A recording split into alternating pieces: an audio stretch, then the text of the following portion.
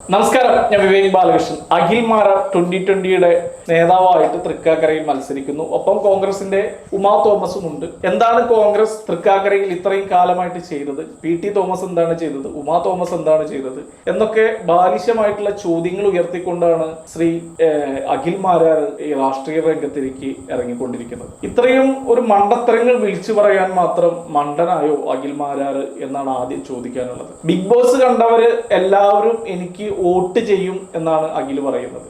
ഈ ബിഗ് ബോസും സാധാരണക്കാരുടെ ജീവിതവും തമ്മിൽ എന്താണ് ബന്ധം എന്ന് എനിക്ക് മനസ്സിലായിട്ടില്ല. അഖിൽ അത് ഏത് രീതിയിലാണ് അതൊക്കെ മനസ്സിലാക്കുന്നത് എന്നും മനസ്സിലാവുന്നില്ല. തൻ്റെ സ്വാർത്ഥ കാര്യങ്ങൾക്ക് വേണ്ടി അല്ലെങ്കിൽ തൻ്റെതായിട്ടുള്ള കാര്യങ്ങൾക്ക് വേണ്ടി പണം ഉണ്ടാക്കാൻ ഒരാൾ റിയാലിറ്റി ഷോയിൽ പോയി മത്സരിക്കുന്നു, അവിടുന്ന് കുറെ പണം സമ്പാദിക്കുന്നു. ഇത് സാധാരണക്കാർക്ക് എന്താണ് ഗുണം ചെയ്യുക എന്ന് മനസ്സിലാവുന്നില്ല. അദ്ദേഹം കുറച്ചു പേരെ സഹായിച്ചിട്ടുണ്ടാവും എന്നുള്ളത് ഓക്കെ, നല്ല കാര്യം. പക്ഷെ അതൊക്കെ രാഷ്ട്രീയവൽക്കരിക്കുകയും അതെനിക്ക് വോട്ടായി വരണമെന്ന് ആഗ്രഹിക്കുകയും ചെയ്യുന്നത് മണ്ടത്തരമല്ലേ അഖിലേ എന്നാണ് ചോദിക്കുന്നത്. രണ്ടാമത് പറയാനുള്ളത്, ഇപ്പോൾ 2020 എന്ന് പറയുന്ന ഒരു പാർട്ടി, ആ പാർട്ടിയെ കുറിച്ചിട്ട് എനിക്ക് തോന്നിയ ഒരു കാഴ്ചപ്പാട് എന്ന് പറയുന്നത്, കേരളത്തിൽ ഒരു രാഷ്ട്രീയമായിട്ടുള്ള ഒരു ബെൽറ്റുകളും അല്ലെങ്കിൽ അധികാരത്തിന്റെ ഒരു വലിയ ബെൽറ്റുകളും പ്രവർത്തിക്കുന്നുണ്ട് കുറെ വർഷങ്ങളായിട്ട്. ഇന്നും പാവപ്പെട്ടവന്റെ കൈകളിലേക്ക് അധികാരം ലഭിക്കുകയോ അവനൊരു നേതാവായിട്ട് ഉയർന്നു വരികയോ ഒന്നും ചെയ്യുന്നില്ല.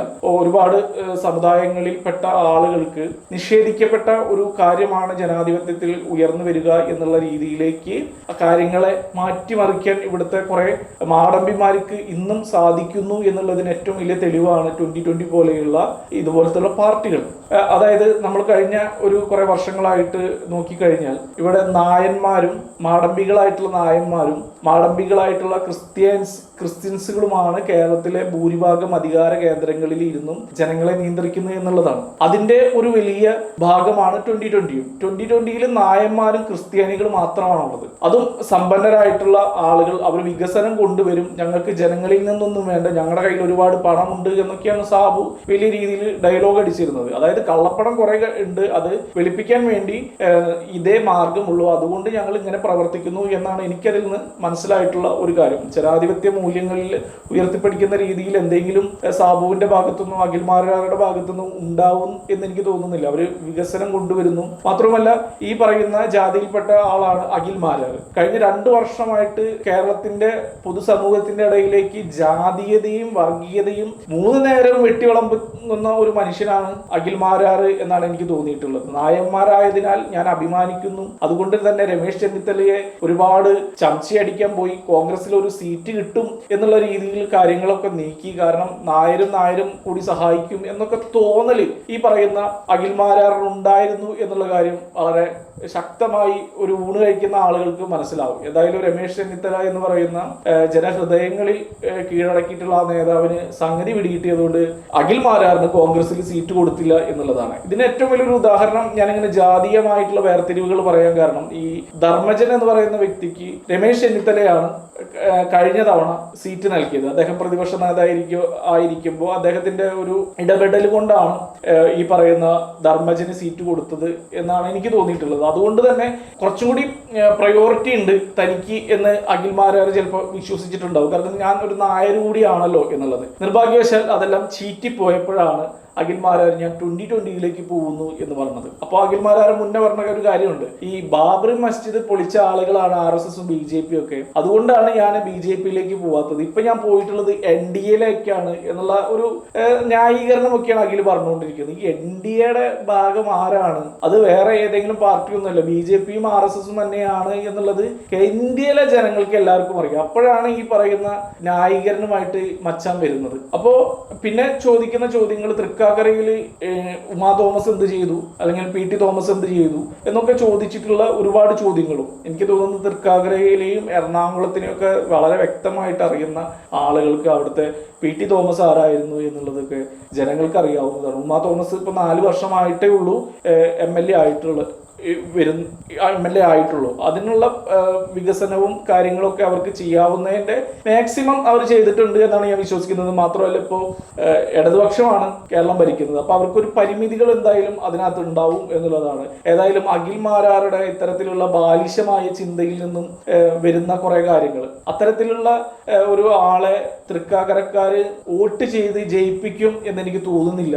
ഒരിക്കലും ഒരു നിലപാടിലും ഉറച്ചു നിൽക്കാതെ വായ തോന്നിയതൊക്കെ വിളിച്ചു പറഞ്ഞുകൊണ്ടിരുന്ന ഒരു മനുഷ്യനാണ് അഖിൽ മാരാർ.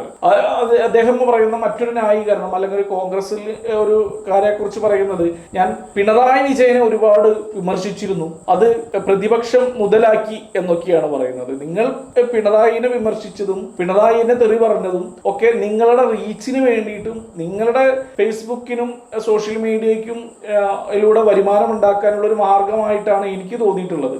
അല്ലാതെ നിങ്ങളൊരു കോൺഗ്രസ് പാർട്ടിയോട് സ്നേഹമുള്ളൊരു മനുഷ്യനാണ് എന്നും കോൺഗ്രസ് പാർട്ടിക്ക് വേണ്ടിയിട്ടാണ് ഇത് പറയുന്നത് എന്നുള്ള രീതിയിലും പറയുന്നതായിട്ട് എവിടെയും തോന്നിയിരുന്നില്ല എന്നുള്ളതാണ് മറ്റൊരു സത്യം. അപ്പോൾ അങ്ങനെയുള്ള ഒരു മനുഷ്യന് ഒരൊറ്റയടിക്ക് എങ്ങനെയാണ് ഇത്തരം ഒരു പാർട്ടിയിലേക്ക് പോകാൻ കഴിയുക? ഞാൻ എൻ്റെ പ്രസ്ഥാനത്തിനെ സ്നേഹിക്കുന്നുണ്ടെങ്കിൽ ഓക്കെ, ഇപ്പോൾ സീറ്റ് ഇല്ലെങ്കിൽ നെക്സ്റ്റ് ടൈം സീറ്റ് ഉണ്ടാവും, അല്ലെങ്കിൽ വേറെ ഏതെങ്കിലും രീതിയിൽ എന്നെ പരിഗണിക്കും എന്നുള്ള ഒരു ചിന്ത വരാതെ, അല്ലെങ്കിൽ ഞാൻ ഇനിയും ഇന്ത്യൻ നാഷണൽ കോൺഗ്രസിന് വേണ്ടി പ്രവർത്തിക്കും എന്നുള്ളൊരു തീരുമാനം കൈക്കൊള്ളാതെ അധികാരം കിട്ടുന്നത് എവിടെയാണോ അവിടേക്ക് ചാടുന്ന ഒരു സ്വഭാവമാണ് ഇപ്പോൾ അഖിൽ മാരാർ കാണിച്ചിട്ടുള്ളത്. തീർച്ചയായിട്ടും കോൺഗ്രസിന്റെ നേതാവിന്റെ എതിരെ പ്രവർത്തിക്കുന്ന അഖിൽ മാരാറിന് തീർച്ചയായിട്ടും ഒരു വിജയം കൈവരിക്കാൻ സാധിക്കും എന്ന് തോന്നുന്നില്ല. അഖിൽ മാരാറിന്റെ ശുഭാപ്തി വിശ്വാസങ്ങൾക്കെതിരെ നിൽക്കുകയല്ല ജനങ്ങളോട് പറയാനുള്ളത്.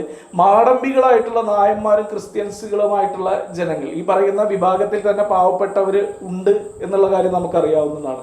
പക്ഷെ ഇത്തരത്തിലുള്ള ആളുകളെ തിരിച്ചറിയണം, ഇത്തരത്തിലുള്ള കോർപ്പറേറ്റുകളെ തിരിച്ചറിയണം. സാധാരണ ആളുകളുടെ ജീവിതം മനോഹരമാക്കുന്ന ആളുകളെയാണ് ജനത്തിന് ആവശ്യം. അപ്പോൾ അവരെ ആരാണെന്ന് മനസ്സിലാക്കി അവർക്ക് വേണ്ടി വോട്ട് ചെയ്യുക. ഇത്തരത്തിലും വലിപ്പ് വിളിച്ചു പറയുന്ന, അല്ലെങ്കിൽ നാവിന് എല്ലില്ല എന്ന് കരുതിയിട്ട് എന്ത് വായ തോന്നിയതും വിളിച്ചു പറയുന്ന അഖിൽ മാരാരെ പോലെയുള്ള ആളുകളെ, ഒരു നിലപാടും ഇല്ലാത്ത ആളുകളെ ബിഗ് ബോസ് കണ്ട് എനിക്ക് വോട്ട് ചെയ്യും എന്ന് വിശ്വസിക്കുന്ന ഒരു മൂഢനായ ഒരു ജനപ്രതിനിധിയായിട്ട് നിന്നുകൊണ്ടിരിക്കുന്ന അഖിൽ മാരാർ തൃക്കാക്കരയിൽ ജയിച്ചാൽ അത് തൃക്കാക്കരയുടെ ഏറ്റവും വലിയ മണ്ടത്തരമായിരിക്കും, അല്ലെങ്കിൽ തൃക്കാക്കര ചെയ്യുന്ന ഏറ്റവും വലിയ പാപമായിരിക്കും എന്ന് മാത്രം പറയുന്നു. അഖിൽ മാരാർ എന്ന് പറയുന്ന ഒരു വ്യക്തി ഇനിയും രാഷ്ട്രീയത്തെ കുറിച്ച് ഒരുപാട് പഠിക്കാനുണ്ട് എന്ന് തോന്നുന്നു. എസ്പെഷ്യലി ജനങ്ങളെ കുറിച്ച് പഠിക്കാനുണ്ട് എന്ന് തോന്നുന്നു. അത് അഖിൽ മാരാറിന് പഠിക്കാനുള്ള അവസരം ഉണ്ടാവട്ടെ. നായന്മാരും ക്രിസ്ത്യാനികളും മാത്രമല്ല കേരളത്തിൽ ജീവിക്കുന്നത് എന്നുകൂടി അഖിലൊന്ന് ചിന്തിക്കുന്നത് നല്ലതാണ് എന്ന് മാത്രം പറഞ്ഞുകൊണ്ട് നിർത്തുന്നു. നന്ദി, നമസ്കാരം.